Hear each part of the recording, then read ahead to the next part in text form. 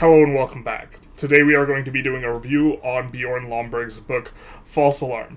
I listened to this on audiobook and I've put off reviewing it for some time for a couple of reasons. First of all, I have somewhat mixed feelings about it, and I was trying to figure out exactly how I felt about the book. And I have mixed feelings in part because I trust that Bjorn Lomberg is citing information that is accurate, and I like Bjorn Lomberg. However, I think Bjorn Lomberg is not without an agenda, or not without a very pointed perspective. Shout out to the loud car outside. And with a bit of a pointed perspective comes kind of an agenda, and I think at the very least he is selective in his presentation of information. The second reason why I have kind of held off on doing this is because I think that with climate change in particular, it is a topic where people generally have strong opinions already, one way or the other. And I think that it is very easy for me to misrepresent my own position or Bjorn Lomberg's position as it relates to climate change. And this is a little bit of... There's an especially high risk for misrepresentation because I think if you misstep or misspeak when trying to unpack something that is maybe a little bit nuanced, that it is easy to kind of put in someone else's mind the wrong perspective. And so I was trying to figure out the right way to put things in such a way that I would correctly convey that I think that this is an important book for the topic of climate change. Even if you disagree with Bjorn Lomberg and don't like his perspectives, there is one particularly striking thing about Bjorn Lomberg that I rather like, and that is that he cares about efficiency. And I was introduced to Bjorn Lomberg from his book, How to Spend, I think, $3 billion to Make the World a Better Place. And what he and various other economists did a cost-benefit analysis on various philanthropic efforts. And I think that this is, I think when people think about philanthropy and this type of thing, they kind of go about it based on what feels good to them. And so you get people who want to give desks to children, which I think is, from the perspective of a story, that's an admirable kind of goal. But the thing is giving a desk to a child is, in terms of ROI, when they don't have adequate nutrition in some areas of the world, giving them a desk is not going to do anything anywhere near as or anything near as substantive as giving them multivitamins. Right? If you have a deficiency in a whole bunch of vitamins and minerals, the desk is not going to help you out. And not only that, a desk is much more expensive to transport than something like a multivitamin. And in How to Spend $3 billion to Make the World a Better Place, he analyzes a variety of things, and then there's some things that are just very efficient, like, for example, early warning systems for tsunamis. They're cheap to upkeep, they're cheap to install, and they tend to save a lot of lives. And so, from this perspective, I think people have to be oriented because resources are finite. To the extent that we have resources to deploy to address a particular situation, we have a limited amount. We don't get to do it all, and if you have limited resources, you should be efficient. And it is from that perspective that I feel Bjorn Lomberg approaches climate change. And he kind of has a very strong perspective on, I would say, three main ideas here. The first is climate change is real and it's causing very significant problems. The second is there is a vein in kind of the public discourse that is wildly sensationalizing and kind of doom posting, let's say, about climate change in a way that is not productive. And three, while we need to do things to approach climate change, the things that we currently do are just disgustingly inefficient. Like, not just like 20%, 30% type of inefficiency, but orders of magnitude inefficient. And that a lot of the approaches which involve subsidies of corporations and subsidies of clean energy, and also a lot of Yeah, subsidies of clean energy and also reduction of carbon emissions. These are incredibly inefficient interventions. And so Bjorn Lomberg kind of has a little bit of a two-pronged approach here, which is that he talks about efficiency and he also talks about overall narrative and the way people discuss climate change and this type of stuff. And he backs it up with data. And to the extent that I kind of mistrust Bjorn, it is maybe he has a bit of a selection kind of issue. In that if he is failing to note or talk about something at length, although he does mention it in the book, I think in one spot, it is that there are potential tipping points as it relates to climate, where you pass a critical threshold upon which, global warming accelerates or something like this. And we don't have a planet with which to run experiments, and so stuff is a little bit unclear. And so I think as it relates to the science, which I am not abundantly familiar with, I think that might be one of his mistakes. But to offer up some examples, the companies that get subsidized don't actually put a lot of money into R&D. The companies that get subsidized have actually been reducing R&D budgets, and instead they kind of just eat a lot of government subsidies. We're talking about stuff like solar, stuff like cars, stuff like this. And that a much more efficient approach would be to just have direct government R&D. So for every tax dollar that is getting spent, it would be much more efficiently allocated in this way. Similarly, it is very difficult to slow down carbon emissions or eliminate carbon emissions or reverse carbon emissions.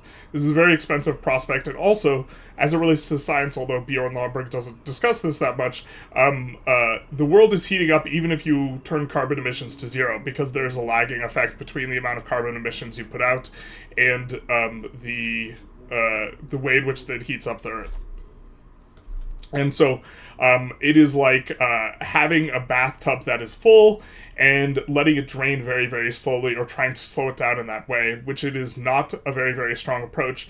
And to the extent that climate change causes deaths, which it does, and Bjorn Lomberg talks about it causing deaths and these types of things, a much more efficient way at reducing deaths is to try and, rather than reduce the output of CO2 and stuff like this, to address and put money into alleviating the damages caused by climate change. This includes stuff like building dikes and levees to reduce, kind of flooding and these types of things. He also notes that cap and trade is one of the more effective ways at managing CO2 emissions, and that this is the way it should be done moving forward, or that is the most efficient way of doing it. And so he's a proponent of that. He also notes that there's, when people talk about climate change, they often omit the other side of the coin in their analysis. So, for example, people will talk about how there's more deaths by people having heat stroke as a result of hotter summers. But the flip side of this is that there's actually fewer deaths from people freezing to death, right? And the deaths from people freezing to death are outweighed by the people, or outweigh the amount that are dying of heat exhaustion. And also, he talks about how adaptation, installing air conditioners and these types of things, is generally more cost efficient than to try and stop the planet from heating up. He also discusses how a lot of interventions are just generally inefficient, ones where you're trying to get onto renewables, or you have a renewable only agenda. He talks about this to some extent, and how that pushes people away from switching from coal to fossil fuels, or from coal to gas. Switching from coal to gas greatly reduces emissions, but a lot of interventions to reduce CO2 emissions involve specifically onto renewables, and there's a lot of burning of biofuel, such as just burning of wood, which releases a lot of CO2. So a lot of the interventions are not even necessarily that effective.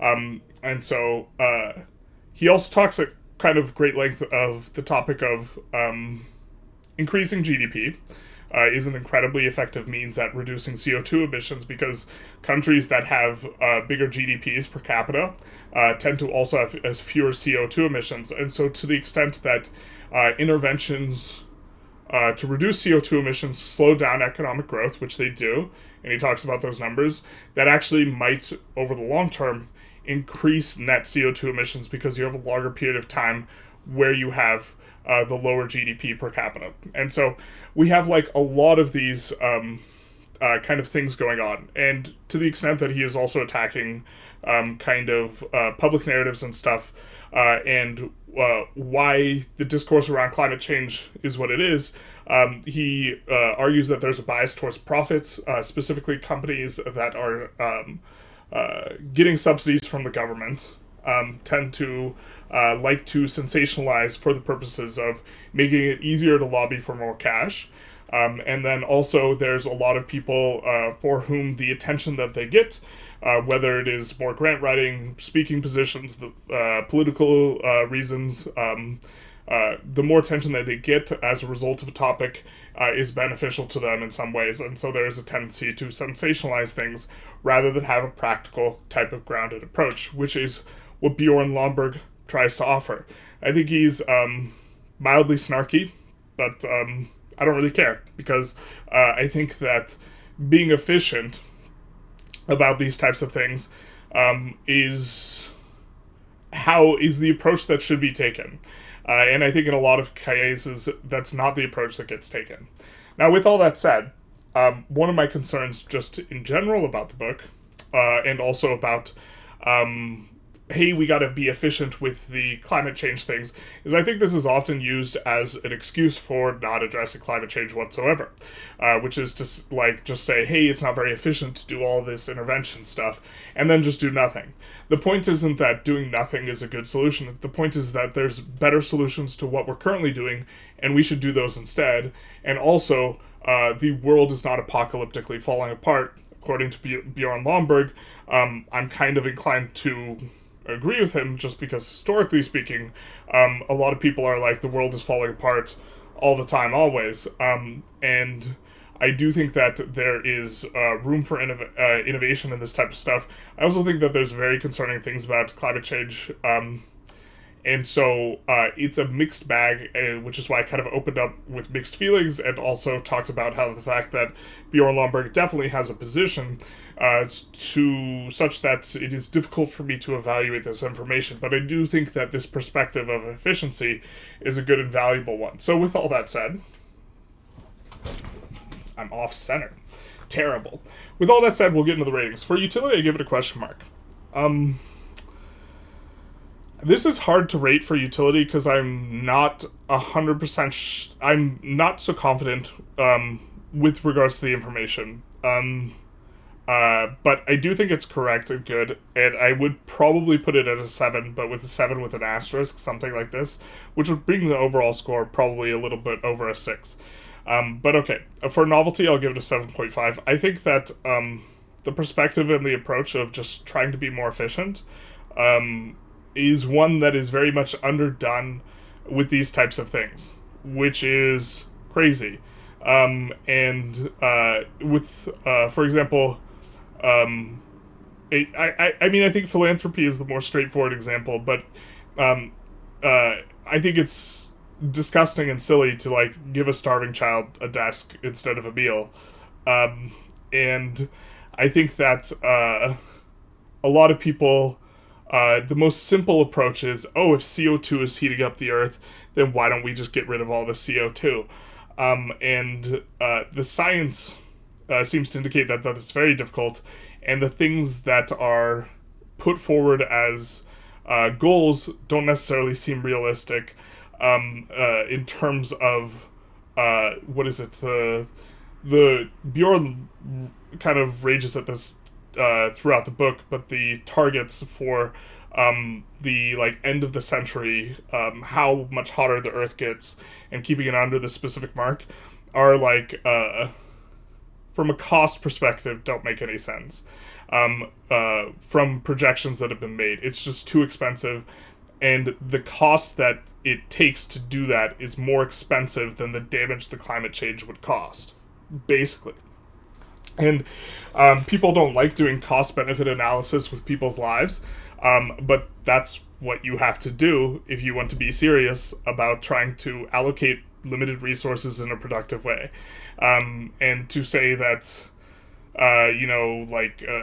if you can't rate in dollars the value of a life, then you can't do these evaluations. You have to just be efficiency oriented with it. But I think that that's a valuable perspective if you want to be serious about interventions in general. Although I don't know if Bjorn Lomberg hits the nail on the head with his conclusions. I think that the framework of looking at it is good. For entertainment, I gave it a 4. Yeah. I found it entertaining because I think that it is interesting, but it's not like Bjorn Lomberg is a... I don't know if I think his style... his style is relatively clear.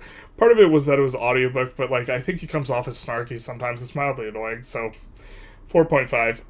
And then readability 6.5. I think the ideas are presented in a pretty good way. He kind of comes out swinging a little bit, with maybe a little bit of a leaning into trying to be edgy or controversial, which I guess maybe I didn't like a little bit, but okay. And then for interesting, I gave it a 7. I think it's interesting because you hear a lot of people talking very strongly about these types of topics, and that the perspective of Bjorn Lomberg is a little bit oblique. So overall, I gave it a 5.9.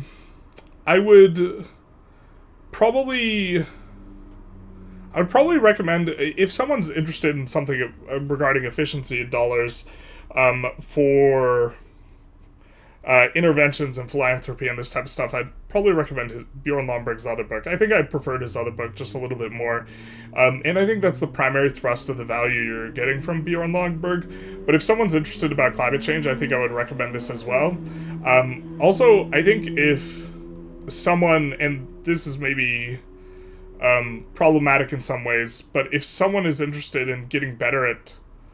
It's possibly problematic in the sense that you're trying to get better at maybe rhetoric rather than an understanding of what's actually going on. But if someone is interested in having discussions with the other side as it relates to climate change, I think that this book would be useful for both parties, actually, both left and right, both the people who deny climate change is something that we should pay attention to and have interventions for, and people who think that it is something that we need to take very seriously, because I think that being able to reorient it around an efficiency type of thing to some degree takes a lot of the emotions out of it, but maybe that's incorrect. So I guess I would recommend it a little bit there. But other than that, that's kind of opinions on the book. I'm glad I read it. Probably going to reread it a little bit closer and or check citations, see if I can cross-check other people's perspectives on the book a little bit,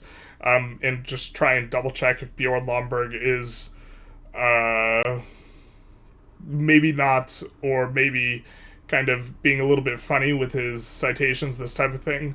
But I think it's likely that everything's above board, so we'll probably give it another touch. I do think I rather liked his book on the philanthropy. But other than all that, if you like this, feel free to like, comment, subscribe, hit the notification bell. If you have any information regarding Bjorn Lomberg and this type of thing, and you want to share, feel free to put it in the comments. And other than all that, y'all have a good one. Bye-bye now.